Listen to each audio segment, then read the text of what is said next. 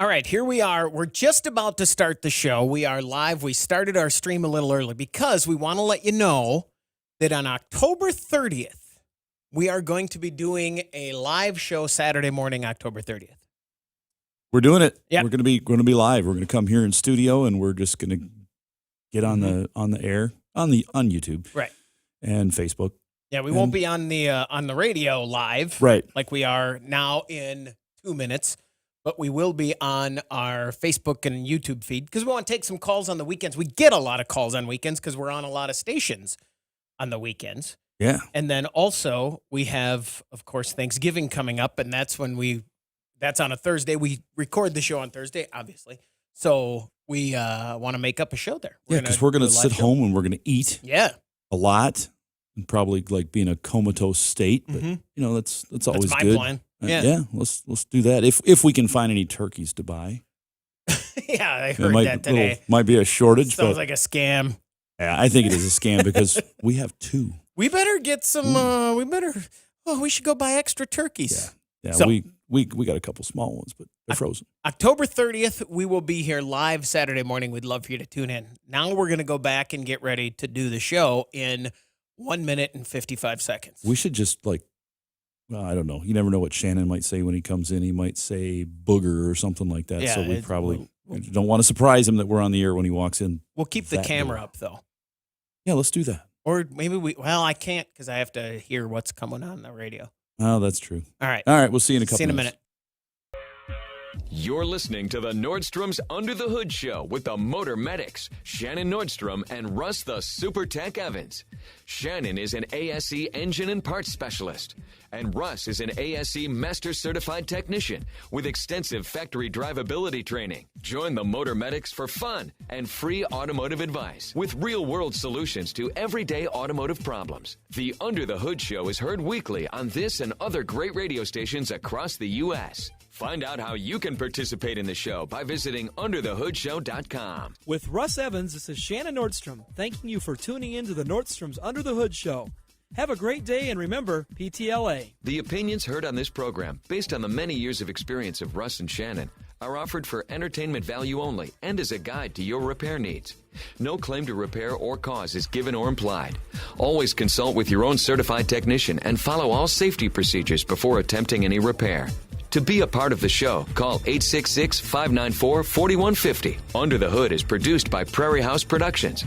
All content is the property of Nordstrom's Automotive Incorporated and may not be used without our permission. Copyright Nordstrom's Automotive, Inc.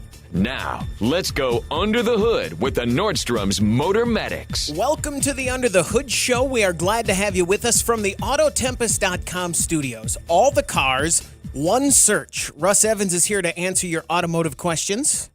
Hey, everybody. Welcome to Under the Hood. Shannon Nordstrom is here to do the same. Welcome, hoodies. Thanks for tuning in so we can help you tune up. I'm Chris Carter here to answer your calls at 866-594-4150. And while the music was playing, we did have we lost him.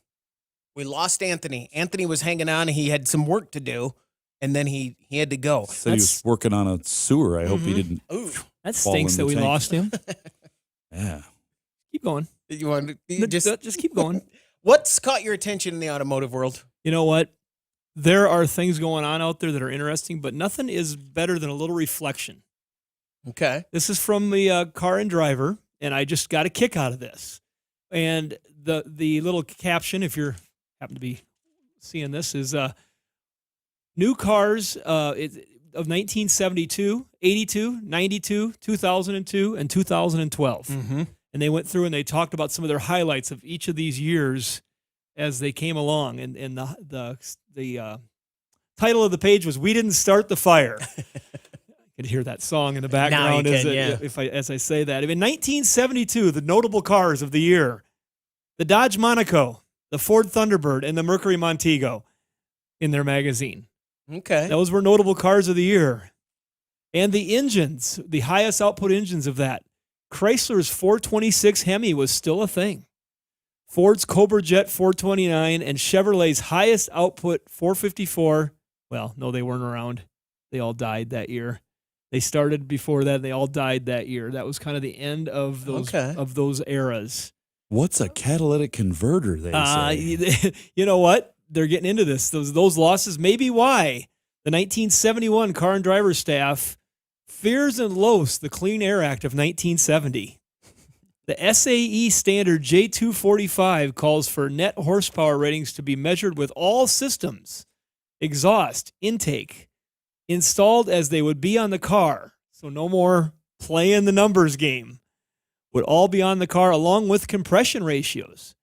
Output plummeted.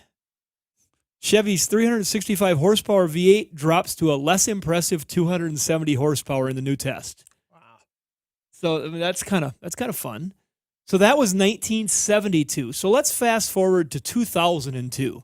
They got a whole bunch of years here, but we'll fast forward to 2002.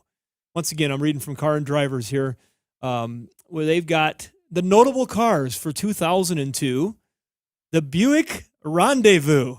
Oh, that was 2002? Is that kind of like an Aztec? Yeah, I think so. Yeah. It's still around. Anybody that's listening to the show gets that. The Lexus SC430, that's that retractable hardtop. That was the first year of that. The Saturn Vue. Okay. And the Subaru WRX. So the BMW 7 Series brings designer Chris Bangle to infamy. Its iDrive controller seems quaint next to a obtuse technology we battle today. So the iDrive in the BMWs, and there's been a lot of talk about that.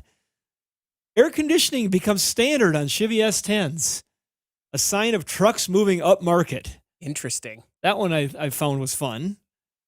Jeep kills the much-loved XJ Cherokee, which dates back to 1984. That was that small, square-bodied Cherokee. Mm-hmm. Goes back to 1984 to make way for the not-so-loved Liberty, is what they said in that time. Should have kept the Cherokee. Yeah. And Is this still 02? this is 02. The Liberty and the Rendezvous have been around for 19 years. Yeah. Yeah, they have. Holy moly.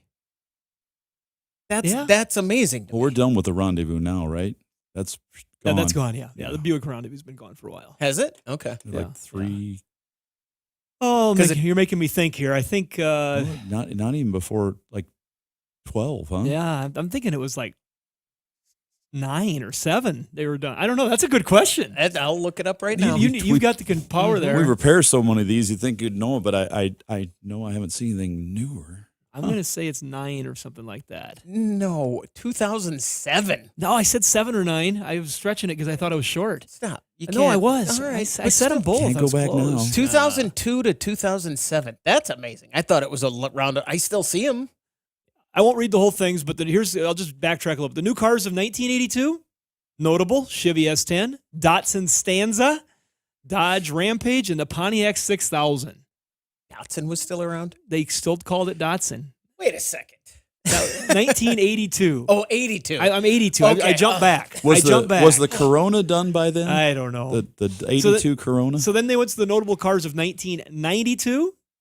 I remember this. They seem like just this luxury behemoth. The Cadillac Seville. We dismantled one brand new in 1992. I remember that. AH9999 was the stock number. That's bad. It was red. It was rolled over. GMC Typhoon. And I think Trucker Joe had just sent us in a little message about a Typhoon going up for auction here pretty soon. Wasn't that a Typhoon, he I thought said? it was an S10 pickup. No, I think that was a Typhoon Was it? based on that chassis.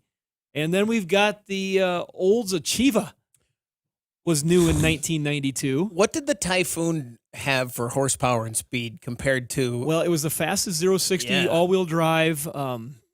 Gosh, was that in like the 6s and they thought that was quick? Isn't that crazy? Yeah, and the Tesla Plaid just broke 2. Yeah. 1.999, whatever. And then the Porsche 968. So that was a fun little article. There's a lot more information in that one page there. I feel like I read it all, but there was so much. It was so fun to look at that, just to flash back in history a little bit and to see what was then and what is now. 866-594-4150. That's the number to reach us. We want to hear from you. Give us a call. 866-594-4150. We're going to take a break. When we come back, we want to hear from you on the Under the Hood Show.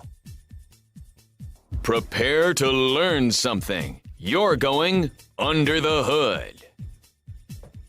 866-594-4150 from the Autotempest.com studios. All the cars, one search. This is the Under the Hood Show. 866-594-4150. Also from that Car and Driver magazine, they listed all of the new models and such that are coming out. And I was noticing the thing that stood out for me was the Wagoneer. Oh, sure. The new one? Yeah. Yeah, they've got a Wagoneer. I got a chance to take a look at one of those really close. They're just, they're the Wagoneer now. Yeah, It's not a Jeep Wagoneer. It's not a Jeep Wagoneer. It's just a Wagoneer. It's a Wagoneer and a Grand Wagoneer. Yeah, they didn't want to put the Jeep name on it. Because it's a nice looking vehicle. They didn't want to sell They didn't want to sell a Jeep for over $100,000. Yeah, that's the thing. So they're dropping Jeep from Wagoneer. That price does it really does. It is a very nice vehicle. Sure, but I just think maybe it's me. If you called it the Lincoln Wagoneer, I might be okay with the price, even though I'm not going to buy one. But still, it just something about it just doesn't seem like I'm comparing the quality of that to some of the Lincolns, to Escalade. Well, that's what they want to compete against. Well, there you Tahoe, go. But it's smaller. Then you are proving their genius 100%. Well, it's just like when they turned Gold Star into LG. Let's just change the name and sell it for 4 times the cost. But and I think people come. I think you're making their point in that you can't imagine spending $100,000 on a Jeep Wagoneer. Well, and hopefully they're thinking that people won't. They just want one person to have it show up in their hip hop video. Well, and here's my one reason, if I could narrow it down to one reason why I don't think it's worth $100,000, is because to this date, Jeep cannot build a luxury vehicle that doesn't fall apart in 4 years. Hence the Commander. They tried. They tried to build a nice luxury vehicle, and it wasn't. I said, Jeep has done it. This is a beautiful vehicle. 4 years later, they're coming in for a lot of problems. We'll see how they hold up. They hold up. But what they've done is they've got a complete frame, body-on-frame chassis. So they're going right. Their goal is to go head-to-head with the Lincoln, with the Escalade, Cadillac Escalade, and they want to jump into that category because they see how many of those are sold, and it's a highly profitable space for the manufacturers. They don't have to sell mass quantities because they can do really, really good profit on those. And they're using a lot of the underpinnings from the Ram pickup chassis, and so that's proven to be a pretty good product. They've done really well at the Ram, taking market share from the other truck brands, and so they feel like they're ready to take that across. And that's the thing. When you think Jeep, you don't think that. And so I think marketing-wise, they knew they had to do that. That'd be like it's not like, but this is selfish. If General Motors ever came out with a swan song Trans Am before they killed the Camaro, they couldn't really call it a Chevy Trans Am. They would just have to call it the Trans Am. Mm-hmm. Right. And that's what they're doing here. We have the Wagoneer. We have the Grand Wagoneer. And they're not all going to be over $100,000, but fully equipped with the right packages, they will be. And they're going to stretch them out to be the same length and size. And they're heavy. They're big. They got big old motors in them.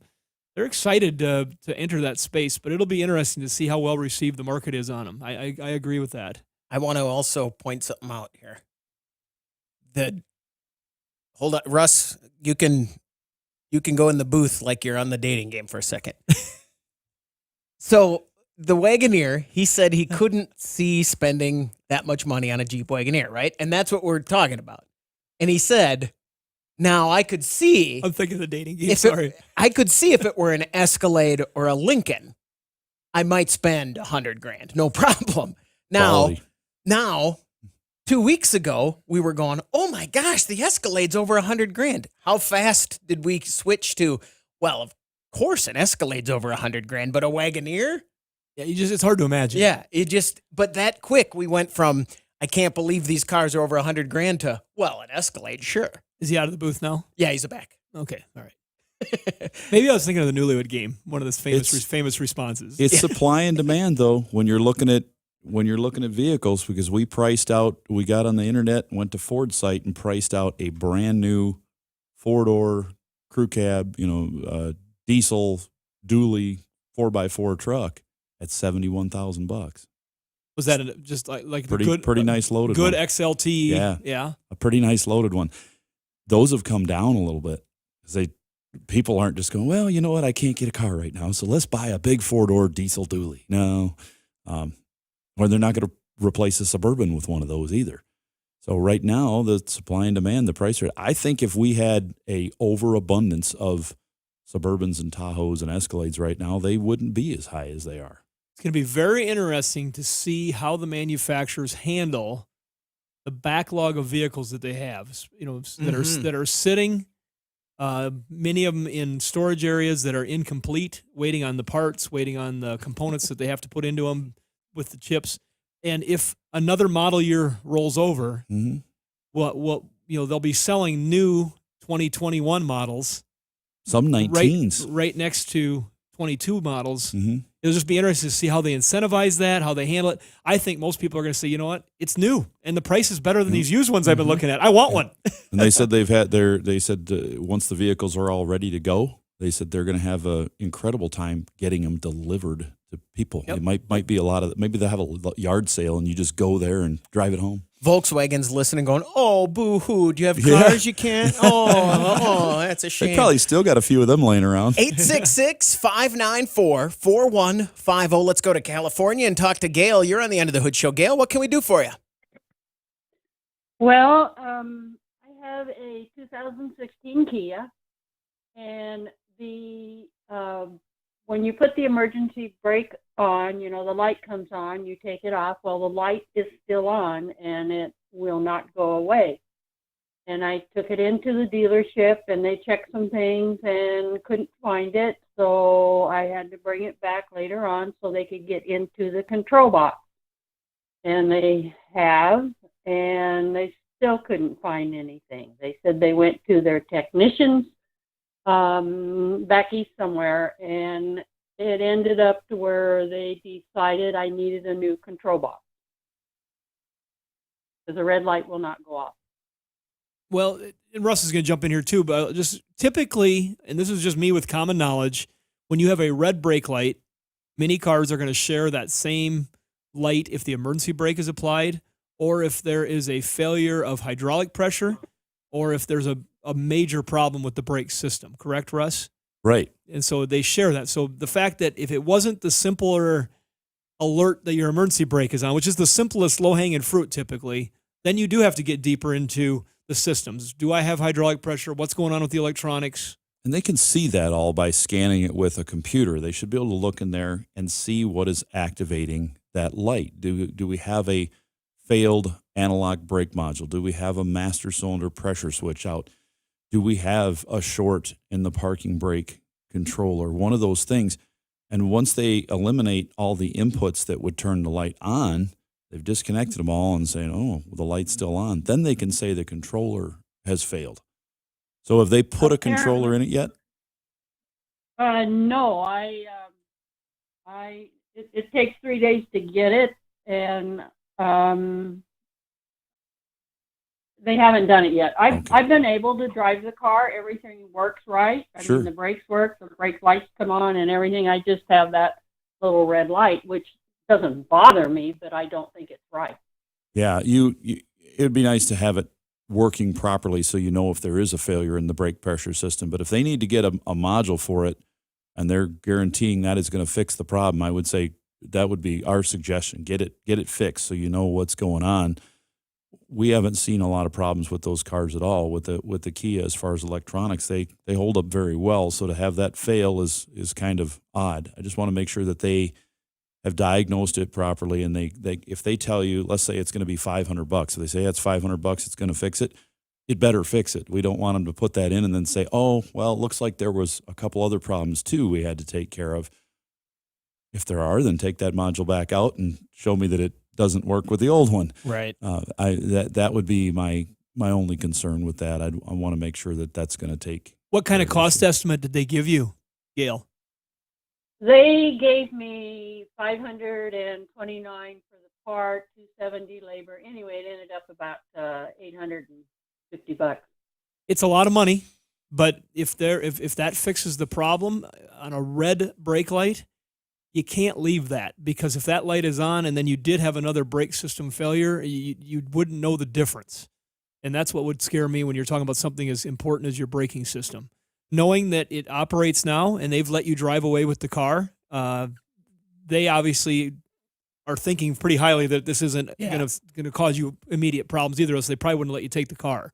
I know Russ has had a number of times that him and Jake and the guys at the shop have had a car with a braking system failure with a red light on. You're like, no, you're not driving this car. We don't know what's going to happen. Yeah. If you want to drive it, you sign here. I'm not charging anything. I'm going to say, hey, we suggested that the customer do not drive this car. It is very dangerous to be driving right now. And like I said, I just want to designate because there are yellow brake lights that'll come on. ABS. Different things. But typically a red light on brakes is something you don't want to ignore. Gail, thanks very much for the call. Good luck. Even Shannon, you and I, we have experience I driving. don't know if I always want to be grouped with you in this conversation. You and I have experience driving with lights on the dash. Fair enough? I've done it. Yeah. But a red brake light would make you uncomfortable too. Oh, yeah. Even knowing that it's fine and it'll be. Yeah, because it's masking, like every other check engine light or everything else, you're always masking a potential second problem coming up. And if you had a warning that something was going to happen and you ignored it and then it happened, it makes you feel that much worse. That's why we should all drive classic cars. You know, old Berkeley 1 classic cars with no warning lights on the dash. Maybe a trickling alternator light, charge light that comes on. No. You know, these should be barely pristine, on and off. You know, pristine collectors. We should be driving those. You know there's something about wrong because you can see it going on and off. As I slow down I have to give it a little gas. 866-594-4150. Let's go to Montana and talk to Tracy. You're on the End of the Hood Show. Tracy, what can we do for you? Hey, I'm working on a DSG gearbox, and it was going into limp mode sometimes, and I finally got a code P0746, which is pressure control solenoid stuck or bad performance. So I was waiting for a day off, Columbus Day, an extra day off, and as I went to pull it in the garage to yank that mechatronic off, I was going to send it into England to get it rebuilt. I don't know, that's just what I was going to do. Probably stupid, but I don't have a lot of ability to diagnose that particular thing. And here in Billings, good luck finding somebody. So that was my plan. In the meantime, so I will go to pull it in the garage, and the battery's dead. It had only been sitting probably 4 days. So I replaced the battery, put a really nice AGM in it. Could a battery going bad cause that code? All right, I have to hold you right there. I have to pause you. We have to come back to that question. We'll think about it. 866-594-4150. You're listening to the Under the Hood Show. We're going to take a break. We'll be right back. Be sure to visit our website for news, contests, and previous shows at underthehoodshow.com. Welcome back, everybody. It's time to get back under the hood with the Motor Medics. 866-594-4150 from the Autotempest.com studios. All the cars, one search. This is the Under the Hood Show. If you join our Facebook page, if you like us on Facebook and join the Hoodie Fan Club at underthehoodshow.com, you could win a hoodie. Like Kimberly Wright, who listens to us on KMAS in Shelton, Washington. Congratulations on winning the hoodie from all of us here under the hood and our friends over at Universal Technical Institute, UTI.edu. When you want to get trained as an automotive technician, a marine mechanic, a welder, CNC machinist, lots of good things they offer. And they offer only the best training. They've got the best instructors, and they have the connections, the best ones you can get in the industry, right to the manufacturers themselves. And you need those in order to train people well. If you don't have a connection to the people who are making this stuff, then how would you expect to know what you're talking about? And they do. They've got campuses all over the country. They've got financial aid available. Check out uti.edu today. 866-594-4150. All right, let's go back to Tracy. Now, Shannon, you want to recap here? Tracy is in Montana. He's got an 04 Audi TT, and he's got a code that, to me, was just P0746. And Russ kind of raised an eyebrow when he said it. And Tracy, of course, knew what he was talking about. He was about ready to send this gearbox back to England. But he's decided that maybe he should pause now after installing a new AGM battery, realizing his battery was not in very good condition. So let's take it from there. Well, this code can mean many things. Was that a good recap there, Tracy? Absolutely. Okay. Perfect. Your code can mean many things. From the worst case, a transmission that's just smoked, burned up, gone. It's slipping, and it's commanding it on, and it's not seeing any change, so it's just toast. The other thing it could mean is that you have a solenoid that's not working well. It can see it there. It can see it's connected in the computer, but it's when it tells it to turn on, it expects it to turn on and see a result, and it's not seeing it. Solenoid's bad. 3, the valve could be bad. Solenoid could be open, and the valve may not be moving, may be sticky. Could be varnish, gum buildup, tarnish inside that valve body. That could be it. But like you asked, yes, a dead battery, especially in some of the foreign cars with these types of controllers that this car uses, if the battery goes dead, you can get false codes. So you can replace the battery. You used an AGM battery, which is one that we would recommend highly in today's cars with all these electronics and the start-stop technology. It's really important to have a good battery. Voltage. This one's in the trunk. Yeah, if you got voltage that is fluctuating, stray voltage, currents that aren't quite right, they can cause all sorts of problems, and that's why they're going to AGM batteries in so many cars now, and it can help in the older ones like this as well, in an 04 Audi TT. I would say batteries in it, let's reset the system, get all the codes out of it, drive it, and see what happens. Another thing that can happen is if you jumpstart one of these vehicles with a low battery, you can cause all sorts of problems in the system. So you can induce a false code on the low end, which can be cleared, to ruining a computer. You can destroy it pretty easily with a jump start. They're kind of tricky, so you want to be careful about how you're hooking stuff up in voltages. And just to kind of bring it back just a little bit from where you started, even though the car was operating, you had the code, and then you realize this is a battery situation after you brought it in the shop and it died so quick. Just for other hoodies out there, that could mean that battery was just weak and not able to control, because the battery sits there and acts like a big filter. It's almost like your uninterrupted power supply on your PC at home. And so you know what happens when those get weak, and then all of a sudden it starts beep, beep, and it's triggering on and off because that uninterrupted power supply is sitting in the middle of the system. It's the same thing your battery's doing. Your car is charging, it's producing the power that it needs, but that battery sits in the middle and acts as the filter between all these fine electronics. And especially on an Audi like that, you've got some high-end electronics that came on board in 2004 that a lot of other cars didn't have in that era. And so definitely I would reset and try it before I spent any money. I had that happen with a Range Rover, an older Range Rover. We got an 06, and battery was getting weak, and we were having different problems, weird problems. And after the battery replacement, I got rid of all the weird problems but one, and I know what that one is now. So. Does that help you out there, Tracy? Awesome. I've had, yes, I really appreciate that. Is good news. And I've had zero transmission symptoms other than all of a sudden, boom, it's in limp mode. Other than that, I really like it better than any transmission I've owned as far as how it shifts and everything. Well, try that and report back. I know you've been a hoodie for a lot of years, but report back. Let us know. I would like one of those, too. They're a fun car. A hoodie? You can buy them on our website. That's true. Go to underthehoodshow.com. Tracy, thanks very much for the call. It's the season. 866-594-4150. Let's talk to Anthony. You're on the Under the Hood Show. Anthony, what can we do for you?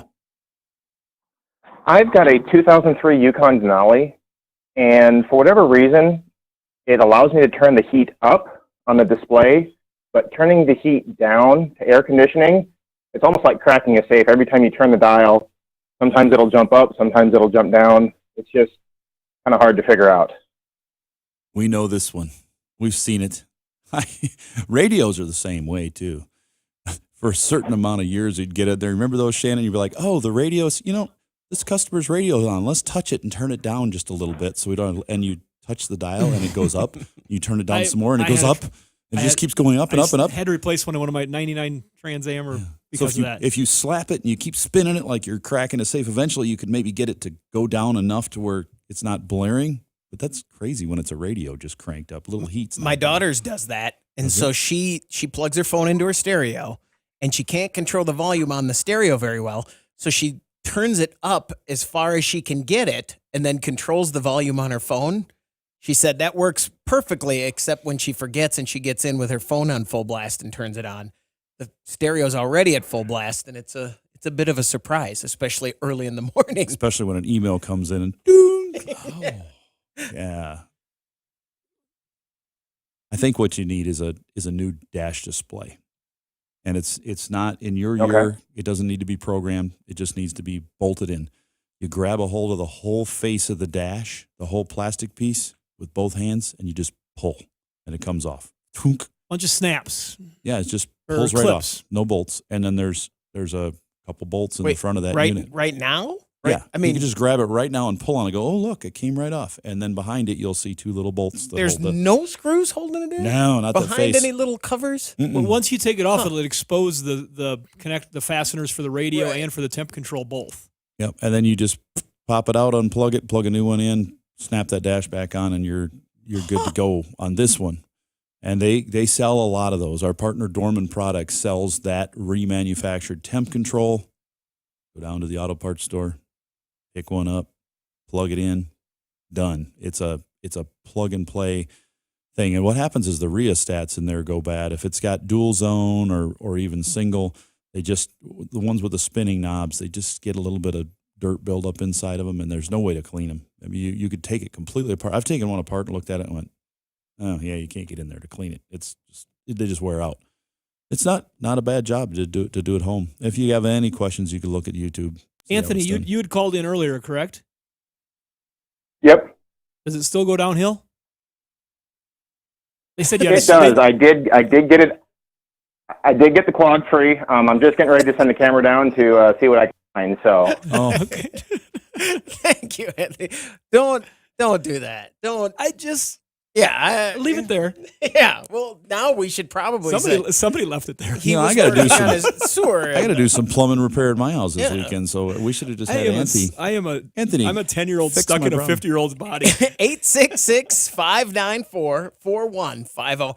To go back to that though, when the Yukon, the control, if Dorman makes one, Yeah, you know it. They exactly, because they make Yeah.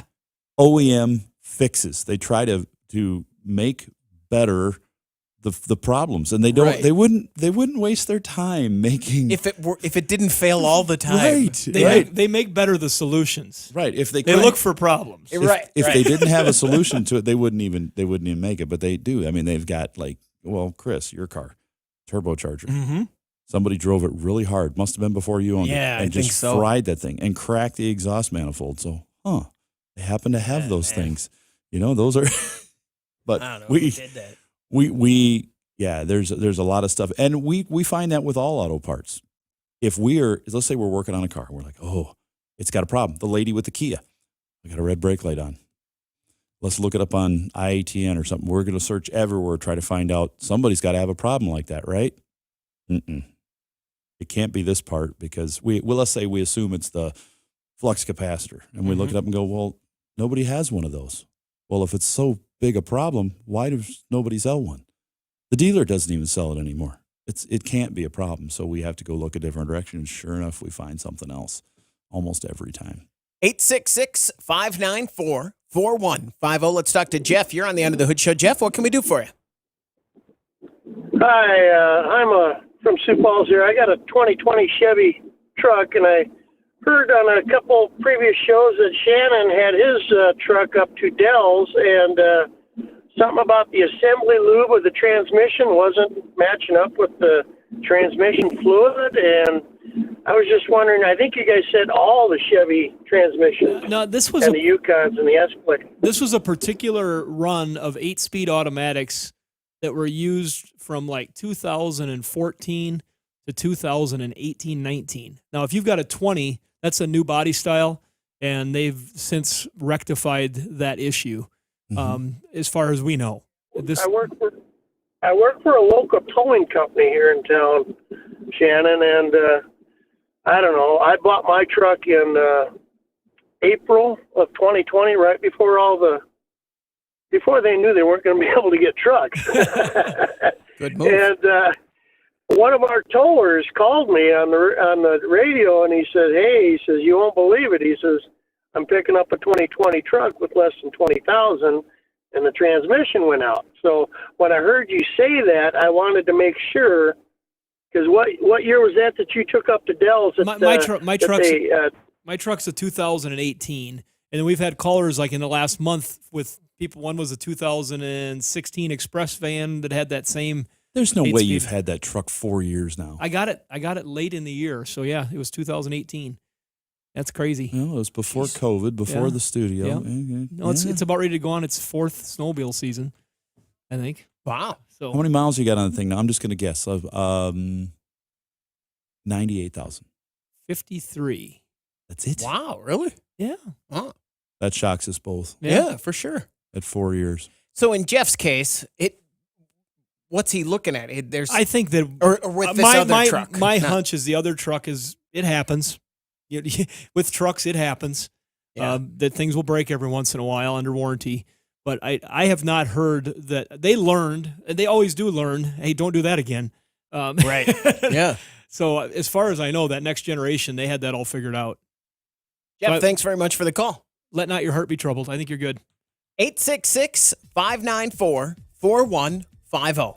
We're going to take a break. When we come back, we want to hear from you on the Under the Hood Show. Get under the hood. Call the Motor Medics, 866-594-4150. 866-594-4150 from the Autotempest.com studios. All the cars, one search. This is the Under the Hood Show. What else has caught your attention? Something I think very interesting. We could get into a little bit of winter conversation. My gosh, we just, in our part of this country, we just had 18 inches of snow in the western part of the state. Time to get ready, probably. Too soon, but I want to talk about something else first, Russ. We'll keep that hanging out there as something, because nobody really wants to talk about it yet. Yeah, let's see. Maybe we won't have to. Maybe we'll just say, think about it. Get your car ready. But this morning when I got into our auto recycling business, I've been kind of waiting for this, but we had gotten our first transport load in. We bought a bunch of vehicles that came from government crash testing. Okay. We're going to dismantle them for parts. And so they're basically brand new cars that have had a very violent, short life. Have we ever had one of those before? Yeah, we have. I bought some back in 2014 and 15 also. I'm just wondering if we had any like from the 90s or something. No. We bought our first round of them in 14 and 15. And so just the would have been 2 weeks ago Friday, our buyer Chad Shetler and I stayed after work, and they have a funky way that they sell them on the internet to salvage buyers, and every time that the bid changes, you got to wait another 20 minutes of overtime. And so it was a war of attrition on a Friday night to see how long people would stay, because the bids kept getting changed. And there's just like anything in the world right now that automobile related, salvage is in demand. I mean, right. There's not a lot of salvage out there compared to what it's been before COVID. Just the supplies are low. And so this was an interesting opportunity. So we're watching it and bidding it. And we ended up with a couple transport loads of vehicles.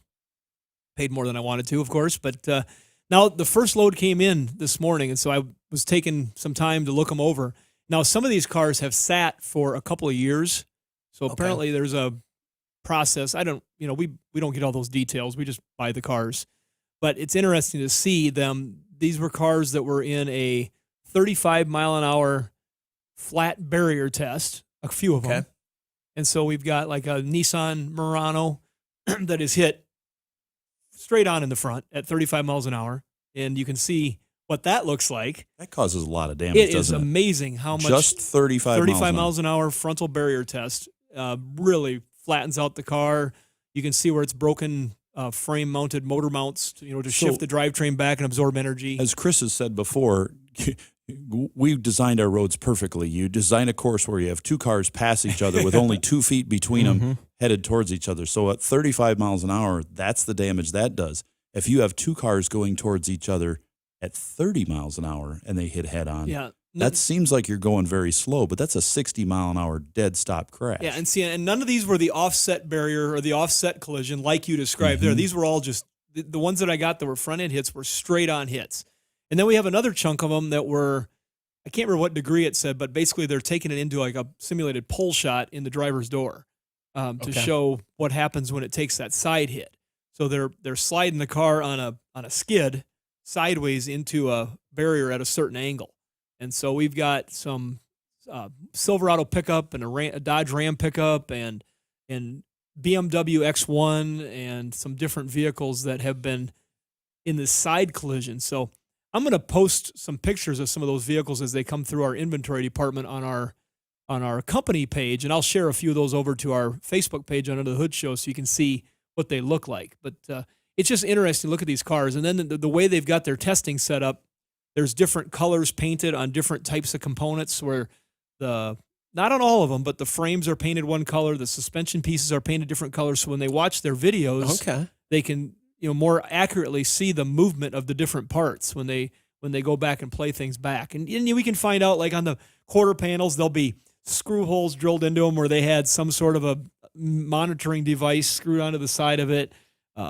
Just so many unique things as you start looking through the vehicles to see what was done and used. But our job when we dismantle them will be to find the good components that weren't damaged during the testing and harvest those parts and get them available for sale. And then we'll have pieces that are, once tested and once we know they're good, that they're, 1 and 2 and 3 miles on them. And so it's an interesting piece of what we get to do. We don't do very much of it, but this was, it definitely had my interest this morning when I got here. I saw, they're here. And because I didn't catch it yesterday afternoon that the truck had showed up. So everybody lost me for about 15 minutes as I was out crawling through all that stuff. So that is a good point you make. A 35-mile-an-hour test seems like a decent test. But that's going 17 miles an hour if someone else is coming 17. So that 35-mile-an-hour test, not many accidents happen. Well, people wonder in town when you pass an accident, you go, wow, how fast were they going? Well, they were going less than 20 miles an hour, but they hit somebody else head on as they rounded a corner, and they just both happened to be right there, and that caused a lot of damage. Go ahead. I say one of the vehicles is that I just really surprised me is a 2016 Charger, rear-wheel drive Charger. This one is. No, this one's an all-wheel drive, but same body style. But I was just surprised. You think of that as a pretty hefty car. You see them use as highway patrol cars and stuff. But that 35-mile-an-hour barrier test in that car really folded the front of that car up. I was really surprised. Let's talk to Paul in California. Paul, you're on the Under the Hood Show. What can we do for you? Yes, thank you for taking my call. I have a 2011 Kia Soul, and a couple months ago, before a big road trip, I brought it to the dealer to have like a diagnostic because the engine light had come on. So they ran their diagnostics, and they said I need a purge valve. So they gave me a huge price tag, so I actually went to a different mechanic. He did the purge valve, light came off, and he did a bunch of other work that did a timing belt and all this stuff. Did the purge valves, the light was off. A couple days later, it came back on, so I brought it back. He said, maybe it's the gas cap. Changed the gas cap, reset the computer. Light came back on. Then I read on this forum somewhere on the internet where this key guy says, sometimes that code for the purge valve was actually caused by a spoiled canister. So I had them do the canister, and then they did it, I guess, and then the light came on again. So I don't wonder if you had any insight to this situation. Yeah. Those are all things that can cause that light to come on. Purge valve, canister vent valve, canister, leaking fuel cap, leaking filler neck, or a problem in the computer. And when we experience one where a customer such as yourself has had all this work done and it's still coming on and we've got to diagnose it, since they've replaced a bunch of components, first thing we're going to do is hook up our smoke machine to that fuel tank system. That actually happens every morning, Chris. They hook up the smoke machine and then Russ runs out. It's like in my garage. It's like reporting to work each day. And there's a starting line. You got lights too? Because in my garage I have lights. It's not a fog machine, Chris. Right. Okay. So then Matt comes Similar. in. Never mind. And then Jake comes in. Every morning they run into sorry. So I digress. Yeah. We're going to plug all these. Weighing in. No. We're going to plug all these things in, and we're going to watch and see if we see any smoke escaping the system. If we do, we got a leak we got to fix, and then we're going to run it again and see if the light comes on. And some of these tests to run could take a week to 2 to 3 to 4 weeks, depending on because they don't always run right? that test. But if we find a leak, that's a pretty good indication what's going on. But now we're not going to stop there. Before we send you out on a test, we're also going to hook up the smoke machine at the back, and we're going to see if the purge valve leaks up front. If it's passing smoke through it, when it's turned off, it's a bad valve. If it's not passing smoke, we're going to activate it and make sure it passes smoke. Then we know that valve is good.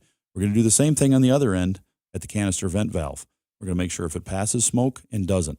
And if those things all work, then we know we've got it fixed. So that's what they're going to have to do next. Their next step is they need to hook a smoke machine to it, and they need to test the individual components and look for leaks. And then they should be able to figure it out for you. Does the smoke test work on like a 1962? Works on anything that you need to see if you're just putting, like you got a jar, you put smoke into it. If smoke comes out, it's got a leak. You know what I'm saying?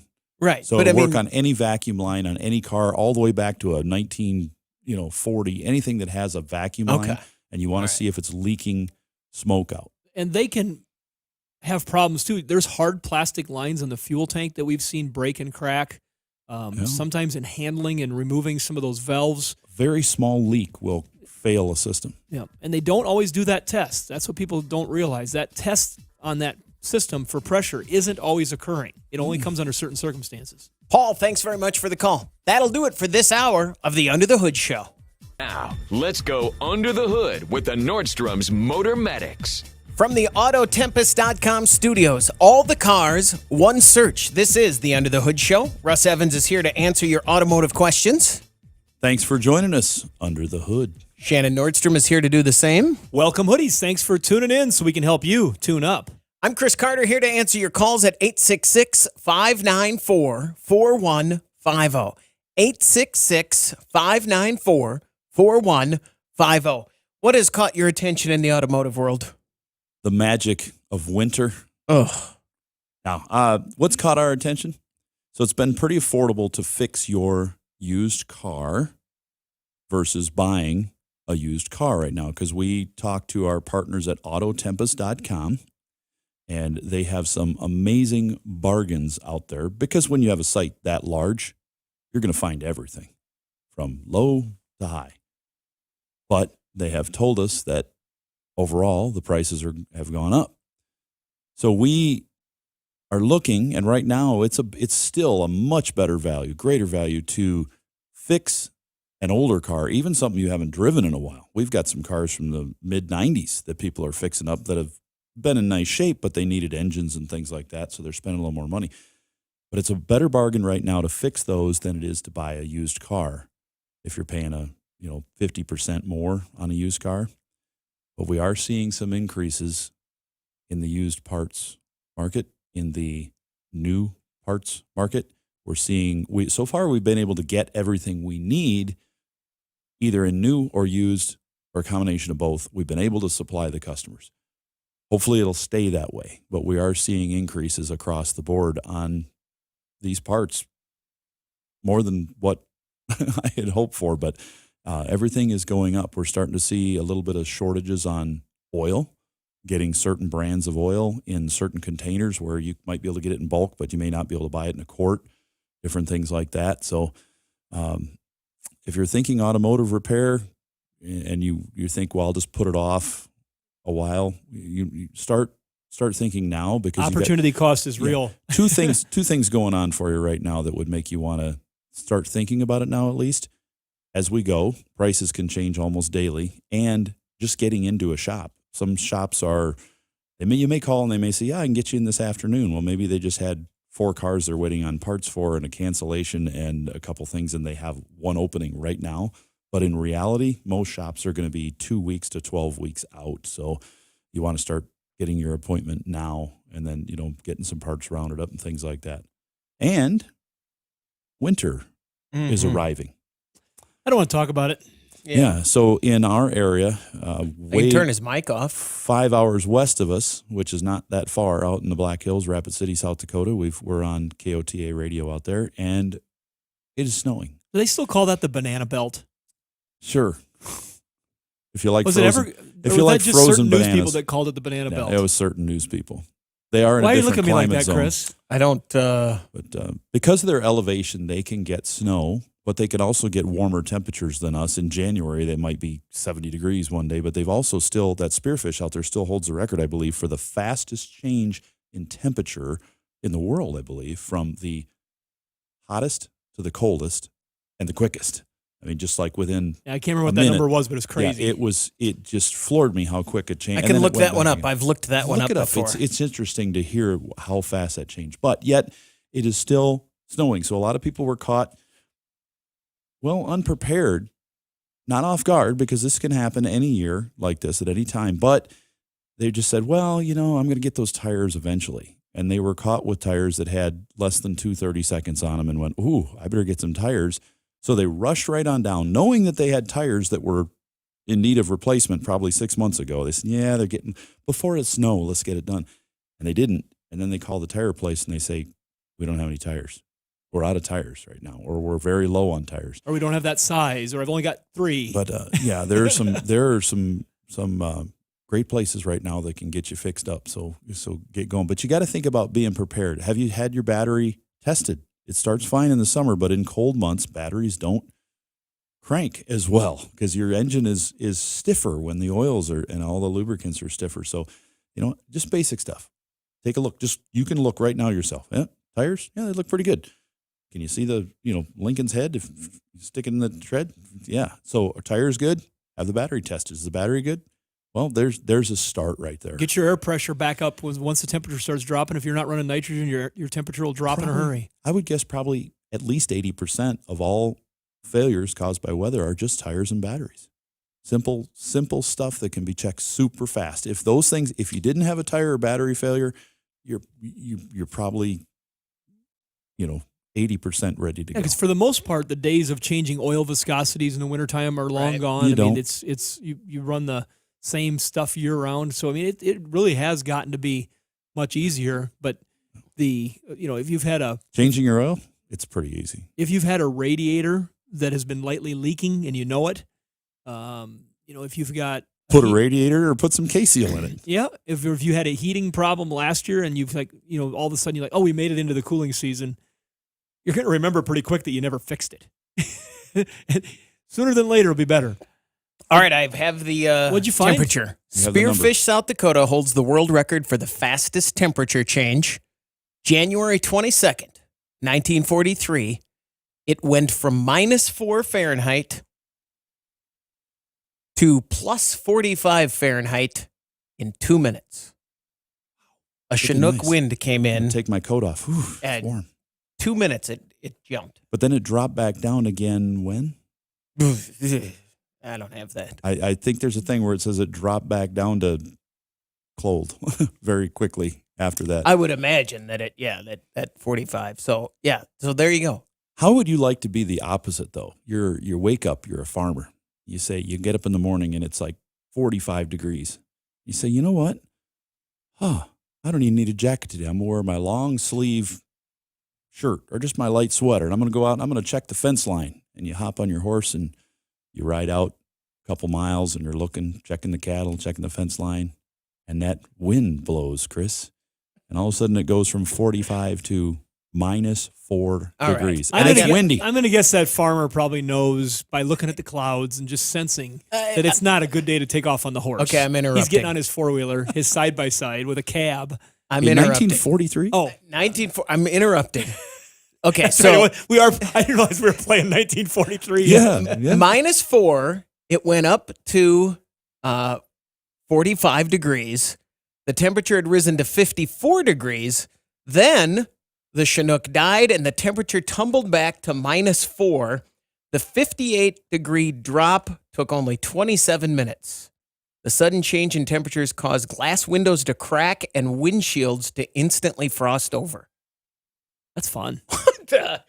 You gotta, I mean, I'm glad Listen. I'm glad you read on. Russ was he was prompting you to Ride, get Trigger, there. ride. I think it's a good thing there wasn't a volcano there and I wasn't there.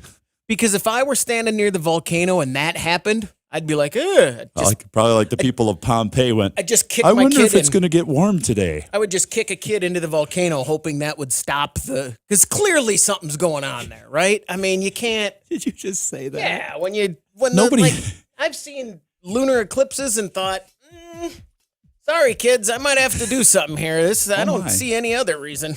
Might have to change my oil this year. We're going to take a break. When we come back, we want to hear from you. The phone number to reach us, 866-594-4150. 866-594-4150 from the Autotempest.com studios. All the cars, one search. This is the Under the Hood Show. Here's a question that came in from Dan on the chat. A 2018 Sienna, plastic type oil filter housing cracked. Dorman makes a metal replacement. Any issue installing that on my 18 Sienna? No, we've had a few of those that we've seen, and it's a good product. It's a good alternative to, the OEM one that has been a problem. And they, as far as I know, they have not issued an OEM one, and I would definitely go with the Dorman one for that. And we sell a number of those. I know at the shop, Russ has told me before, like on some of the 3.6 liter Chrysler products. Yep, the update for that is a real metal. popular one that fails. It's kind of weird saying a popular one that fails, but It's that's popular. the world. That's the world we live in. I'd call it popular. And we just cut a commercial recently for Dorman with OE Fixes, and one of their things in that spot we read was oil filter housings. Can I go to the Dorman website? DormanProducts.com. And see what they make. Yes. And then like keep track of all the parts they make. And whatever parts there are for the most car, don't get that car. But they have so many parts, it'd be like you memorizing a phone book, Chris. I could It's do a lot that. of stuff. I could have done that. My brain used to be. I bet you could. But there was a day when I could remember every single phone number I would ever need. I think either one of you two could have done that. You could still remember every song ever. And that I can. But the numbers, I can't even remember a number. If you said 7, remind me of that in 2 hours. I'd be like, I don't know. I don't know what number that is, but I can tell you the name of the number of the bowling alley. I shouldn't say this on a national radio show, but if I were having to be under a pressure situation to get one of my youngest phone numbers without hitting redial, I couldn't give it to you. No. That's terrible. I can remember the first phone number I ever had as a kid growing up because we had to dial it. Yeah. But now I can remember your home phone number, Shannon. That's it's weird. blah, blah, blah, blah, blah. The reason I can remember that is because when I started here, I had to dial it. And that's like why- anything. If you have that's to why I write it, can if you have remember. to dial it, you had to do it, you had to type it in. I don't even know Chris's area code. If his phone number came up on my phone right now, I'd go, "Who is this?" I don't. You do. No, I don't. It's in my His area code? And I don't even know what it is because there's 4 or 5 in that place. But when you dial somebody, you say, "Hey, I'll give you my number," and you call them, and they hit store and they keep it. You know, I know my wife's phone number, but not at work. We don't remember those things because we've never had to think about them. by the way, that's brain evolution. You can't remember numbers now because we have morphed with the computer and our phones do it. So evolutionary, we just don't need to do that anymore. So our brains aren't as good at numbers. Back in the day, when I was first starting the parts business with my dad and mom, we bought best salesmanship job I've ever given my life was convincing my dad to sell the 1964 Chevy SS that he had saved and we had taken on their second honeymoon when they renewed their vows with the kids. We all went together on this quick trip to the Black Hills through the Badlands, and that car was what we took, and he had saved it. This gentleman came along peddling a computer system for the parts business in the back of his car, and I wanted to buy that because I said that was what it was going to take to get us to the next step. That system was called Fast Parts.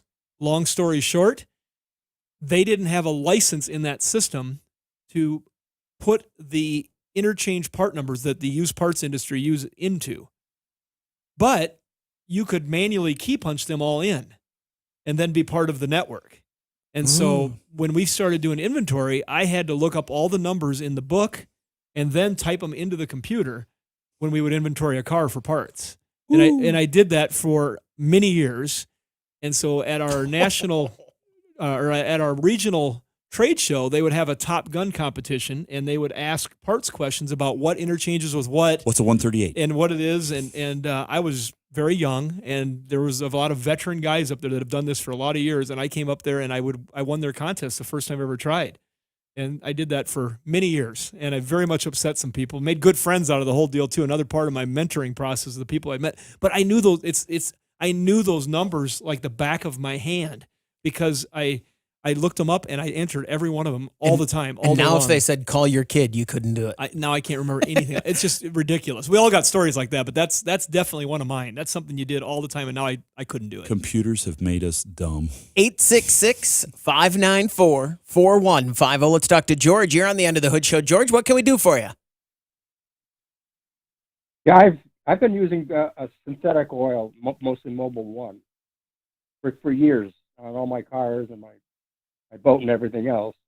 I've never found a refereed study that definitively says that I'm not wasting my money. There are lots of them out there. If you go digging, you'll find them on the internet. There's comparisons of how parts wear in wear tests compared to ones that don't use a synthetic oil or different levels of quality oil. Because like we said on the show before, some synthetic oils say synthetic, but they don't meet the specs that some of the standard conventional oils have. They're just better. And when I say conventional, they're not 100% conventional anymore. Nothing is. Because when you buy it because of the EPA rules, the standards are going to be a partial synthetic no matter what if it's a multi-viscosity oil, 530, 540, 020. They're all going to be, they may not say fully synthetic, but they're synthetic blends. So in a way, you're right. In the way you drive your vehicle and you run that engine, if it's not being run so hard that it can benefit from the protection of a synthetic oil or it doesn't build up that much heat or it's a marine engine or something like that, you may have just as good a protection with a good quality name brand standard oil, which is going to be a partial synthetic as compared to running a full Mobil 1.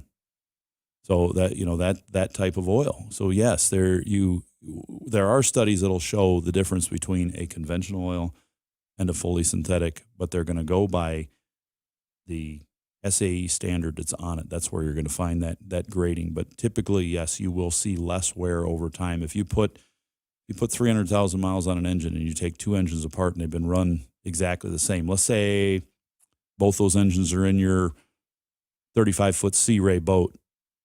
They're going to be run the same. Same throttle, same everything.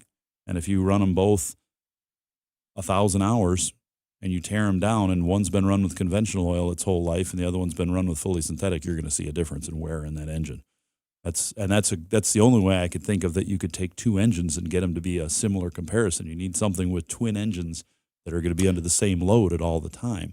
Whereas you couldn't take two cars because somebody is going to be driving into a heavier wind than the other, maybe pulling a trailer. But you got a boat, you get that comparison. And I'd like to see a real world. That is good. I want to see a real world test like that, not we put it on an engine dyno and ran it for 1,000 hours. No, I want to see it loaded. Used. One day it's out in 100 degrees and it's under the hull of that boat and it's hot, and then the next day it's cooler and things like that. But yeah. We've got one of our partners, Liquimoly, and they've educated us on their wonderful products too. They've got some very high-end products that were made for the German cars. The Mobil 1 has been factory fill on the high-end Corvettes and everything else. I mean, there's a number of products out there that are extremely high-quality products that the engineers, when they look for what they're going to use in their highest-end, highly engineered things, they use a highly engineered oil to get the performance that they want. But I've got, like Russ, over the years, we've given the same advice very consistently. Also, along with knowing the benefits of the high-end lubricants, for the average general consumer, driver, vehicle user with an internal combustion engine, if you follow the specs from the manufacturer, make sure it's the current ones if they've been updated, because that's sometimes they will get updated when they learn things over time, with the right API service grade, and follow the interval that's correct for your vehicle. And depending on where you live, you most likely are going to be in the heavy service interval because of temperature changes, types of use. There's not a lot of people that can end up in that utopia of extended use as much as they'd like to be. You are going to be fine the highest majority of the time. And I've got a friend that's an oil distributor, and him and I just had a long conversation the other night about this very subject with some of the challenges coming up right now with availability of motor oils. It is going to press some people to have to make choices to look for other brands that might have the same API service grade that they have to choose because the brand that they normally use may not be available. And if you haven't used Liquimoly, we suggest giving it a try because it has been very good for us. We got quite a bit that we've used in our shop. They sent us a bunch that we used, and we've purchased some since, and it's worked very, very well. 866-594-4150. George, thanks very much for the call. We're going to take a break. When we come back, we want to hear from you. The phone number to reach us, 866-594-4150. Are feeling ill? Don't want to spread it to your wallet? Call the Motor Medics now for free advice. 866-594-4150 from the Autotempest.com studios. All the cars, one search. This is the Under the Hood Show. If you subscribe to our YouTube feed and you join the Hoodie fan club at underthehoodshow.com, you could win a hoodie. You definitely can, like Janet Kellogg, who listens to us in Sweetwater, Texas. Congratulations from all of us here under the hood and our friends over at Universal Technical Institute, uti.edu. They are the place to go when you want to get yourself into the automotive career, which is hot right now. Looking for techs. Good jobs out there. Great pay. Great pay does not do it justice. Well, there's also the coolness of it, too. Sure. The way we're transitioning into the, just look at the gas cars. Highly skilled techs right now can make money that someone our age never imagined. Mm-hmm. It's pretty crazy. But you got to be trained. Right. You got to know what you're doing. There's still places that you can't just walk in any shop and say, "Oh, I want a job. Train me." No, they're not going to do that. You got to be trained. What have you done? Or what do you know? Have experience. And now with cars changing so much, it's the electronics on stuff. We'll just look at, like I said, let's look at the gas cars, not even the electrics, because those are a whole nother world of stuff. But just the gas. Look at the technology coming out of these things. They always try out the best of the best on things like the Escalade and the Lincolns and stuff. And we just got this Escalade in here, this 21 Escalade, and we're like, ooh, spaceship. And not like 1991 Pontiac Bonneville Digital Dash spaceship. I'm talking like Star Trek Enterprise spaceship. I mean, you're like, this thing is nuts. And how you holographs and what do you do? Okay, it's broke. Augmented. Fix that dash. Oh, which part of it? The left side or the right side or everything in between? Because it's all one big display and several layers. Where do you start? If you are just a tech that's never done this, you're not going to have a clue. You need training. And you can't play parts darts with the pieces because they're so expensive. And they've got to all be programmed when you put them in. There's no messing around. You don't want to be a tech that's in the shop that says, "Oh yeah, service advisor, I need this part." You call the customer and say, "Yeah, that's going to be $1,500," and then you buy it and put it in, and they go, "Mr. Tech, I thought you knew what was wrong with it." "Well, I thought I did." It's like, well, who's going to pay for this? Is there good training? I wonder at UTI, is there a day where they bring the students in and they go, "Okay, here's what we've got here. Now here's how you diagnose this. You kind of slide your foot under there and just give it a little on the gas tank. Just not too hard because it might be the fuel pump." Do they train that, or is that something you learn your first day on the job when you get That is part of some training, yes, but more of it is, and they still do it to this day. They did it when I was doing it. Now they bring you a car and they've broken it, and they know what they've broken, so they know exactly what's wrong with it, and they say, "Fix this car." And you can't just fix it because you're good. They want you to show your work. Like the math teacher with long division, they said, "No, show your work." It's like, I'm out. I don't have to. I'm a genius. I can just tell you the answer by looking at the whiteboard. And no, it's impossible. No, really, it's 437. Well, show me your work. Well, I did it in my head. I don't know how I got there, but I got the number. So then you have to, the teacher gets mad and erases it, and they write a new problem, and they say, "Okay, what's the answer to this, smarty pants?" And you say 480, and they go, you can't do that. So they want you to do it. Yeah. You would say, Oh, that window's not working? Well, there's a break in the hot wire between that switch and here. Well, where is it? Show me. I'm like, I don't have to. I know it's there because they put a switch under the dash to turn it off. But they do those things and they test you, but they do. They want you to, they don't want you. So like your son, who's a pilot, Chris, Mm-hmm. the reason they have, 10,000 questions on there and they throw them at you at random differently on every test you take is because they don't want you to be book smart. They want you to know the answer. So there's no question. If anything comes up, they just know it. They want them to know the material. So you go to UTI and they're going to train you to know the material so you can be a faster, better technician.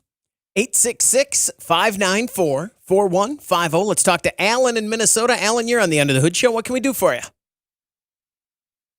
I just purchased a 2006 Dodge Dakota with about 87,000 miles on it, and with a 3.7-liter engine. And I'm wondering what your recommendations would be on replacing all the fluids in the engine, transmission, transfer case, or if that'd be a waste of my time. With the age that vehicle is, and if you have no indication that it's been done, nowadays you can get, maybe you know the history of the vehicle, but if you don't, run a Carfax on the vehicle. Carfax has an agreement with a lot of the shops across the country with the software that is used at those shops, and they automatically get information on maintenance and repairs for vehicles. Run that, and like I said, unless you know differently that it was self-maintained by a farm family in their farm shop, then you're not obviously going to see any of that information. But if you don't see that it's had flush and fill of the transmission, the coolant, the rear axle gear oil, all those things. In this case, the Carfax will tell him what's been done for sure. It might. There's a probability that you'll find that information. Let's put it that way. Well, what I mean is just the opposite. If it's been done and it's on Carfax, then it's been done for sure. That's the limits of Carfax. Yeah. I mean, that's the limit of that. If it's not on there, it doesn't mean it wasn't done. Well, the only reason it wouldn't have been done is somebody ran a ticket and they never completed the repairs, right, and the ticket registered in the system. Yeah, but that would be highly an anomaly. But otherwise, yes, I would definitely. That vehicle with that many miles on it is so low. It's most likely sat quite a bit. 15 years it's been around. So it's been sitting, not being driven a lot. So when we see low mileage vehicles that are older, it's an indication to us that it hasn't been ran through a lot of the heat cycles. And can I rephrase what I was trying to say was, if he runs the Carfax on it, it might tell him where he can save some money. Yeah, that's exactly right. But it won't, unless it's all there. You'll need to change it. Right.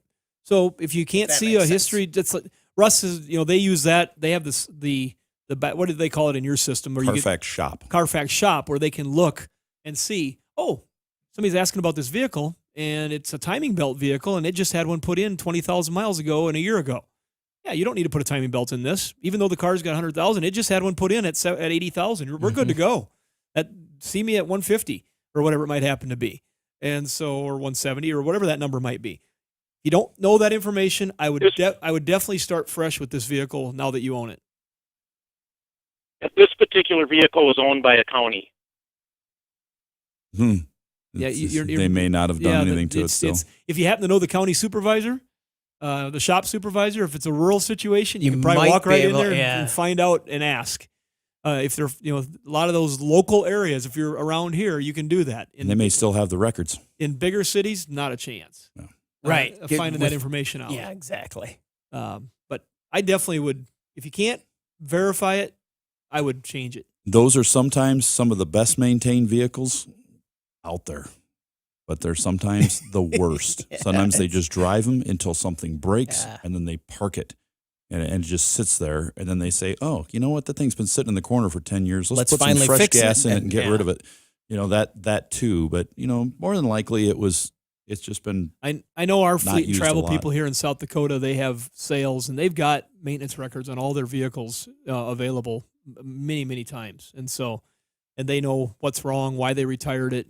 So check it out a little further that way. Alan, good luck. 866-594-4150. 4150.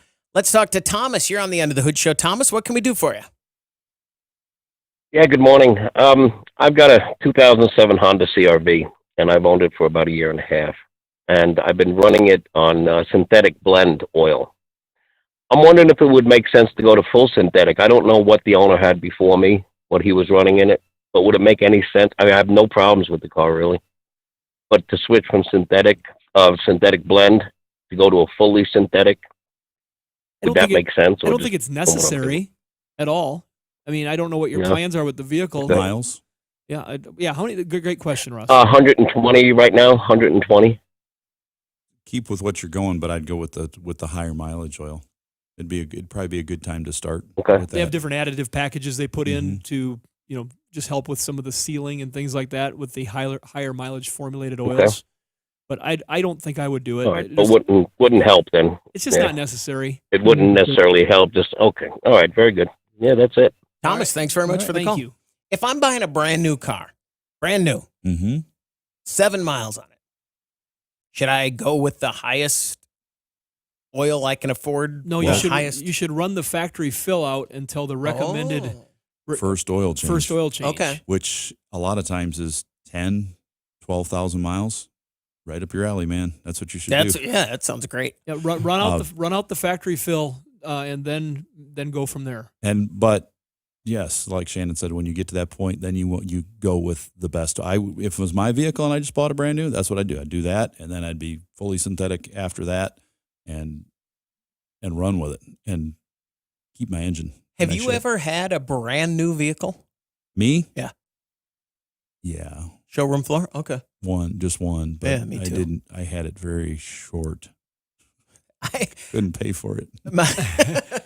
The first vehicle I ever bought was brand new, and and they said, it was literally showroom floor, and they handed me the keys, and I was embarrassed. I didn't have the guts to tell them that I was going to learn the stick.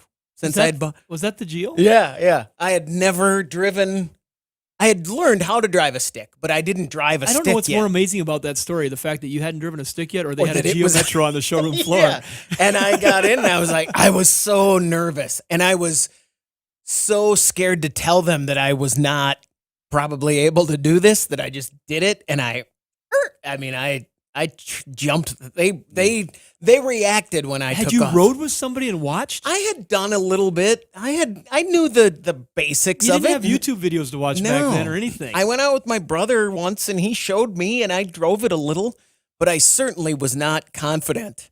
And you drove it right out of the room. Did they live? I mean, you, like Russ said, you started up and drove it out of the showroom? Yes. They opened the doors and they said, "Here you go." And I was so embarrassed and scared that I couldn't just tell them. Well, I don't feel bad that I couldn't pay for mine and had to give it back in 3 months because mine was in the back corner of the lot, sitting by itself amongst a bunch of other cars when it came day to pick it up. It was a truck, but so you had premium delivery before premium delivery was a thing, where they have the little booths they put the car in. Yeah. No, this was just, here you go. There it is. Took it right off the showroom. Chirped, left. Maybe the only time I ever burnt rubber. That's a great story. We're going to take a break. When we come back, we want to hear from you. 866-594-4150. This is the Under the Hood Show. Get your planner out right now and schedule your next radio appointment with the Motor Medics. 866-594-4150 from the Autotempest.com studios. All the cars, one search. This is the Under the Hood Show. Here's a call that came in to the Hoodie Hotline. Hi, it's Kevin Flood from the UK. I'm a proud owner of a hoodie and a T-shirt from the show. You do a great job. I've got a couple of questions for you. I've got a 99 2000 S10 Extreme 4.3W engine, and we're just starting to get E10 fuel over here, and I'd like to know whether it's safe to run E10 in that vehicle. And the second question is, when the car came to the UK, it was converted to have separate blinkers on the rear, which use the reverse light wiring. I'd like to know, in the bundle just under the number plate, is there another takeoff for the reverse lights that I could put an sort of separate reverse light under the rear bumper? So Thanks for that, and goodbye. Oh, I love that call. Yeah, that was a great call. I That's like awesome. that he said a 99 2000 too. Well, it's just pretty cool. Yeah. Yeah. So what they did is they require separate turn signals that are amber on those in the back, and you'll see in Canada they did it for quite a while too. I don't know if they still do or not, but they would put the lights up in the rear window of the car and have your amber turn signal. So you had a separate turn. You didn't have the red light back there. And yes, they used the reverse wire, the backup wire, to take over the function of so the brake and turn is the same on the back of an S10. You got one bulb. So now they take the reverse wire and they use that for the brake because it's a single wire. And then they take the turn wires and they use that for the turn signals. So there's no extra wire in there. So what you would have to do would be to you'd have to convert it. You could put it back the way it was, and then they do make converters. I think it's Hoppy. I used one on my camper to go from single brake lights to dual, and then I went back again to single, and it senses. It's a fully electronic unit that requires power, but it senses when those lights are operating. So you could use one of those converters back there. You would disconnect the reverse wire, hook it up to the reverse wire the way it was, that green wire back there, and then you would hook up your brake and turn the way they were, but then you put this converter in, which is going to break out your wiring so that it'll have a brake light wire and a turn signal wire coming out of it, and that would connect to your stop and brake lights in the back, and then you'd be able to hook up your separate amber turn signals as well. So yeah, just get on the internet, Google or whatever it is, and You think there. they call it something different in the UK? Yeah, That's what it sounds like, But yeah. there may be some other search engines too. But get on there and look up tail light converter, and you want to go from a single stop and turn signal to a split stop and turn signal. That's the type you want to use. As far as the question about the bioethanol that's being offered now there, that vehicle, the Extreme package, had that code of engine had the fully fuel injected engine. It was a Multi-port fuel injection engine in that. And so I would have zero problem with you running that 10% biofuel in that vehicle. I'd be curious what they call it over there. Just be kind of fun to know what they're calling it. Well, he said E10, Yeah. so they're at least calling it E10. Or does he know that it's E10? That's possible too. But zero problem with him running in that vehicle, especially if he's going to be actively, running the vehicle, and we don't know what history it's had. He could end up with, making sure he's rotating a fuel filter in the beginning if he gets a little extra cleaning out of that. But with E10, I don't think he's going to see much of that at all. Thanks very much for the call. 866-594-4150. Here's another call that came into the Hoodie Hotline. This is Ray from Fredericksburg, Virginia. I listen to you guys every week, and I want to thank you for keeping me company on the drive in and out of Washington, D.C. So I got a 2003 Chevrolet Suburban. Yesterday I was driving it. I had a sudden brake failure. The lights came on in the dash, said service the brake system. Kind of felt like my master cylinder was going bad. I pushed the brake to the floor. Mm-hmm. It would hold for a second and then just drop out underneath my foot. So I thought the master cylinder was bad. I got it to a safe location, called around. Sure enough, I didn't have any fluid in the master cylinder. Looked underneath the car, got a whole bunch of brake fluid, really kind of localized around the left rear tire. Really looks like my brake lines might be bad. Not the little rubber pigtails, but the metal brake lines coming from the master cylinder, and then where they connect up to everything. Kind of wondering what you think the repair is on it, or maybe how difficult it would be to do it myself. Just if you got any suggestions on that, guys. Well, it's not awful. I just recently did this on my mother-in-law's Suburban. I bought a complete brake line kit from DormanProducts.com, and I got under the vehicle. I used 4 jack stands to support it, and I removed all the brake lines. It's a complete kit, and it's a stainless kit, but it came with everything. Is that the one you did the video on? Was that the... Yeah, I did a partial video on one. So they were horrible. They were rusted in several spots. And when I started pulling them out, they just started falling apart. So it was going to leak other places. Yeah, so a lot of times where they fasten is worse than what you see. Yeah, so if you're going to replace one because it's leaking, if you try to replace just one by splicing it in, it's going to leak somewhere else or the rest of the system. If you push hard enough the brakes, it's going to blow that rusted line out. So I got under there and I just pulled them all out, one at a time, and I matched them up with the ones that came out of the box. And they were one piece. You don't have to splice them anywhere. You just it'll say fold straighten here at the bend. There's little two pieces of tape, and it'll say straighten. So I straightened them out nice, rolled them on the floor to level them out, and then I bolted them in, bled the brakes, and had it done. And doing it like that, it was about a 4-hour project, start to finish, and that was including putting a brand new master cylinder on it and bleeding all the brakes out. Now I don't have to worry about it. I'm not gonna get a call saying my brakes are out again. It's not. They're not. They're leaking on the floor again. Oh, okay. Well, those lines, they start to rust, and there's also fuel line kits that you can get for vehicles because the fuel lines rust in the same way. But some of these cars now, they're lasting so long, they're outlasting the light components underneath. The frames are holding up, but those aren't. But I just want to send a note to our producer. But let's edit that before his wife or his mother-in-law hears that. 866-594-4150. We were talking about the issue of Car and Driver that came out on a recent hour of the show. And my question is about electric vehicles. Now, electric vehicles are coming and they're here. I mean, that wasn't even the right way to say it. Why are the one-offs or the companies that are electric car companies like Rivian that think they're going to be huge? What's the delay on those? And I don't know if we can answer.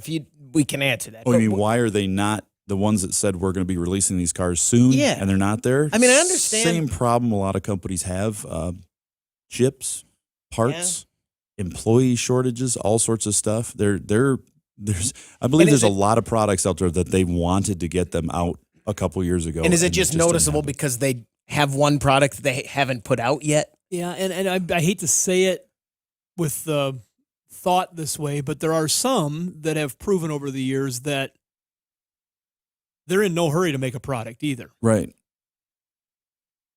They give dates to right, and so they're gathering market capital and their engineering is being done, and they've got wonderful concepts. But I think if you talk to Elon Musk and others, they will tell you the difficulty of taking something from concept and planning to actual production is a whole different ball game for many of the reasons that Russ just said. Right. Well, right now, Elon's struggling. He wanted those semis on the road now. They should have been on the road this year in full production with 100,000 whatever out on the road. Well, the world ended overnight, and it's a whole new game. So now they're hoping by next year. So pretty much everything that said next year, you just add 2 years to it, and that's where it's going to be. If things don't change in another direction, we don't know. But you're right, Chris. There are a lot of companies out there that look like they might have a hopeful future, but in reality, they may fold up. They may be gone, or they might be the bigger one. One of these small companies may overtake another one. But I think, at least with like Tesla, he's diversified himself so much that when one thing doesn't make money, he's got another one that does. When you look at the Rivian just making their first vehicle, they just rolled it off the assembly line. And I think they said they had orders for 10,000 or something like that. Or they do it Amazon trucks. Is that the one? One of those companies is. I don't remember. I think you're right. Which one did they drive to Bezos' first launch? Oh yeah, that was the. I think that was the Rivian. I think it was. I think they drove one of the concepts to the first launch, kind of to say, "Hey, if you Elon, get on look, with I've got a Amazon, rocket whoever and I is. got an electric car driving over here." That's big guy. That's big guys doing a little measuring with the money there on that deal. As Elon said, it's easy to make one electric car.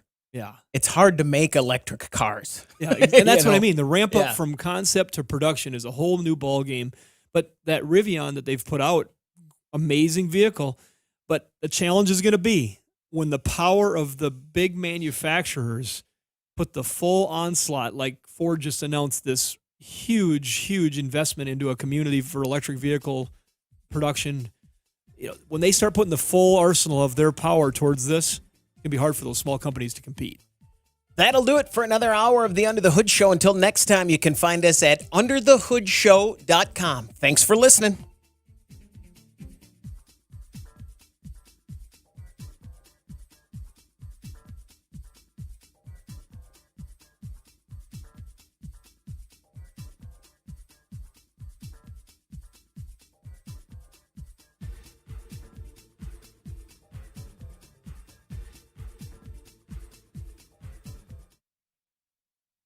Let's talk to John in South Carolina.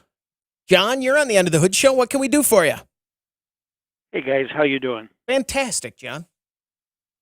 I've got a question. I've got a 2011 Saab 9.5.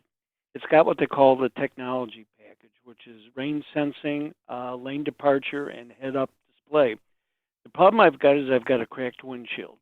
I've contacted local glass refitters, and they do not have a windshield for it. The problem is going to a junkyard and removing an existing windshield is kind of sketchy.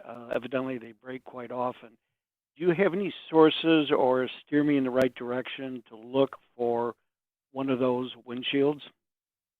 Before I turn it over to those guys, do you want to address the part of that call?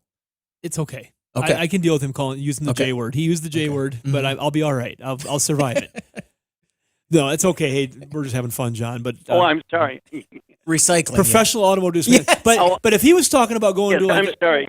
But if he was talking, we're having fun. If he was talking about going to like a self-service facility where he could get fortunate enough to find that they had one of these cars with that windshield Good in luck it. removing it. You're exactly right. Good luck getting it out. Yell at it until it jumps out. Our staff here at our dismantling facility, we try to save windshields. We have an inductive heat device. That's cool. That we can run across the windshield bed to release the silicone, and there's still about 50-50 getting them out in good shape. Ooh, okay. Maybe 60-40 if we're really being patient, and it depends on what it is on how hard we want to save it, on how hard they try. Sometimes we just want to get it out of there so we don't have the glass breakage issue. But it can be done. It just takes patience. And we're starting to do more of it because there is a windshield shortage. There are numbers of windshields that are just very hard to get, if not available at all right now, for the very reasons that all the other things are having problems in this world. We're going to get good at it. And really so I don't have any other sources. I mean, you could contact the different glass manufacturers because there are different aftermarket companies that make things. And then also, I mean, you've probably already done this, sob story. Is it available OEM or not? It is, but it has to be shipped from Sweden, and unfortunately, the windshields that they do have do not have the ability for the rain sensing, lane departure, and heads up. The only thing they've got is rain sensing. So evidently, there's a bracket. Go ahead. I was going to say, what do they cost to do that from Sweden? $2,000. Well, if you find somebody who has one used, and it's the exact one you need, and they can get it to you without any cracks in it, and it's a good solid window with no chips, no cracks. If that's what they want for a new one that doesn't do what you want, and they have a used one that does do what you want, $1,000 wouldn't be out of the question from what we've seen on some of the classic cars and stuff that are, basically half a new. But glass is glass. If it's solid and no cracks. How bad is yours broken? It's all the way across. Oh. Yeah. I've seen programs where they've taken actually windshields and modified them, actually cut them, chipped, broke the glass and made it fit. Do you know anybody that does something like that? Not on that car. No, I don't. That OEM style glass is a whole nother ballgame. Typically, where they're doing custom cars and different things where they make glass. I don't know anybody that does that for an OEM fix that I'm aware of. Okay. Because you got to have the safety glass in the windshield. There's like in that car, like many other cars, that glass provides a function of obviously protection from the climate. But it's also part of, especially on a Saab, it's part of the crash structure of that car. It's part of for when you wreck it. It's also part, most likely, On your passenger side, does your airbag come out the top of the dash or right out the front? Do you happen to know where the SRS symbol is at? I believe it comes up the top. And See, hits and the that's windshield. designed to first strike into the windshield and then propel it towards the passenger. And so that's all part of that process. Not also. the windshield. What's that? The windshield Not is propel the windshield towards to, it. to propel the airbag. Thank Right. you. That's all part of that. So, gosh darn, I feel for you, but and do you have a safety inspection issue where you have to, or is it starting to No. be? All right. Well, it's just annoying because the crack goes right through the head-up display on the windshield. So I'd it's turn just off a the little heads-up aggravating. display and live with it if it was me for a little while and let the world straighten out. Going to be even more annoying if you pay $1,000, $1,500 to get a windshield put in, and you drive it a day and it gets a rock chip. That would be terrible. That's what happens to me. It's like my windshields are fine until I get them lettered, and then all of a sudden, oh. I will tell you that for the heads-up display portion of it, we've put non-heads-up display windshields in cars that have heads-up display. It still displays, but it's just not as vivid. They make a little piece of plastic that's They do. clear, goes right on it. Our friends over at Audio Playground, Daryl here in Sioux Falls, they sell a aftermarket heads-up display that lays on the top of the dash. Interesting. And if the glass doesn't reflect enough, you just put this little patch on there, and it That's interesting. doesn't look out of place. A lot of the older cars, Lincolns and stuff, had that there. Just an index card taped up there. I'm curious about now the rain sense, who cares? We can get by without that. But the lane departure, I would have to look up and see where that's coming from, because it may be in your mirrors or in the grill. It may just say that they may ask for the windshield. They may say, does it have lane departure and rain sense? Because that was a package that came together. I think there's a mount up on the window, Russ. You think so? To put a module. Is that correct? Yeah, there is. There's a bracket up there, and there's So a it's camera using the that's, camera right from behind. Mobileye. Yeah, The it's same one that Toyota used later then, okay. Yeah, they've got that up there in the windshield, and so they have pegs that are on the windshield or mounts to hold that in a specific location. Oh, they got to be perfect. And They got that's- to be targeted once they're installed. Right. Exactly. So, because there's part of me that would say, is there some way you could silicone that up there in place? Boy, you'd have to be precise. And and those cars, when they come across now, an 11's still a pretty popular car for parts, but they do come across now and then. They're out there. I think you can find one, especially out on a coast. Go to car-part.com, one of our partners, look up the windshield. Somebody may already have one out. See if anybody Possibly. has got fortunate enough to rescue one or shows one with the right options, and then call up and play Let's Make a Deal. They're listening right now going, let's get that pulled. We'll They be the don't. only one on there. No, there's. Oh, did you look it up? No, I didn't look, but I would put money on it. I have a $20 bill in my wallet. I'll put money on it. You know what? John, you might be a winner. I'll take your bet. Okay. You're going to regret. All no, right. Can you look it up now? Yeah. Well, hold on. Because he's the best. All right. Because we're on our YouTube feed right now. Right, let's and do so this. this is a little extended version of the show. We're off. Okay. We're off the radio feed, and we're on podcast. Well, this could be in podcast, but this is mainly right now on the YouTube and the Facebook Live portion of the show. So Chris is over here. He's going to Car-Part. My keyboard is not cooperating. Okay. I did talk. Go I ahead. did talk to a dismantler, and they said the chance of pulling out the windshield was next to none without cracking. Depends on if they've done it before or not. So there are some places in this industry of ours, which I totally get it. For years, this is why I think it's going to change. Exactly this phone call, because windshields used to be $250 installed, $350 installed. It wasn't worth it to spend the hours that it takes or the hour that it takes to remove the part, and so time versus money didn't make any sense. So Okay. they would just abruptly remove them. All right. I've got 2011 Saab 9.5 windshield. Mm-hmm. Areas. I'm going to go all areas. Yep. I'll just say USA. Yep. USA. 36. Got to ask some questions. It's going to ask you some questions, I okay. bet. We'll see. I'm putting in the zip code. If it doesn't, it's just going off a dot number. Then my chances are really good. Search. Did we bet $20 here, Chris? Yeah, you bet. You want rain sensor, heads up display, lane departure warning? He's got all that stuff. Yeah. Okay. All right. And now it's going to ask me about the interchange, isn't it? It's going to be one more. Okay, first I'm going to search there. But it asked, so that's good. Yeah, that could be good for Chris. Okay. That could be good for Chris. Car-part.com could not match your request. Whoa, that is my gosh, rare. I owe Chris $20. That is a rarity. That is a rarity. That just doesn't happen. That does hardly at not. all. Shannon's paying up, and Let's see. Let's go back and see without rain sensor. Because if he can, without the rain sensor, Money's flying. Doug, There- can you grab that? I can't reach it. there Can you is. Okay, so So- Willis, tell him what he needs to do. Call those yards that say without rain sensor because Yeah. they might be wrong. They may have them, Right. Yes. Let's see where that is. but at least you can find them there. There's one in Michigan. Let's go. So, yeah, there's options there. So without the rain sensor, there is one. So I don't know. What's their list? What's their price list for that one, Chris? Oh boy, you know what? It just disappeared. They sold it. Someone's listening and just went and searched and. Yesterday, at one of our salesmen, Scott, he sells a lot of stuff to repair shops all over the area. And one of the body shops needed a 2018 Fusion fender. And they're on national back order right now for a collision shop to fix a car that was wrecked. And he was trying to buy a fender. He bought one, it got squished in freight.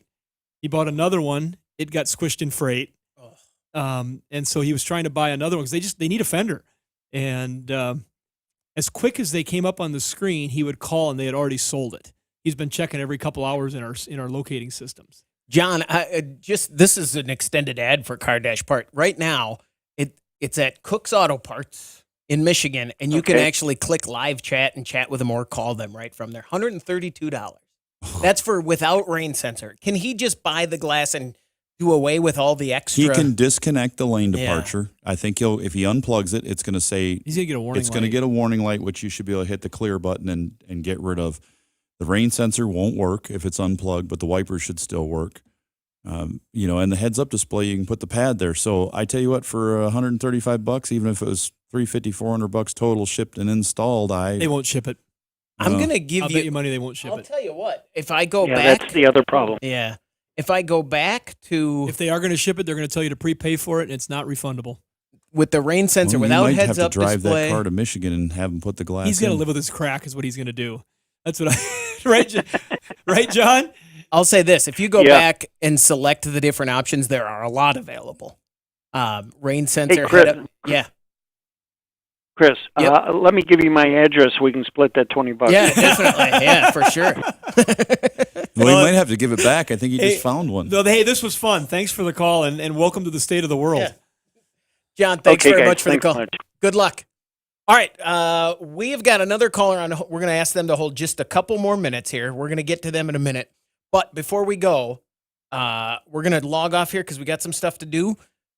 October 30th, Oh, there we Saturday go. morning. It's the day before Halloween. Yes, we are going to. The plan is to be in here Saturday morning and do a live show on the YouTube feed and Facebook feed. Are we going to dress up like Halloween characters? I'm going to dress up like Chris Carter. I think you should be in full costume. You should dress up like Jack Black. So I do that every day. So October 30th, keep that in mind. And there you go. Thanks very much for joining us. Thanks to John for hanging out and being able to talk to us afterwards. And thanks for joining us.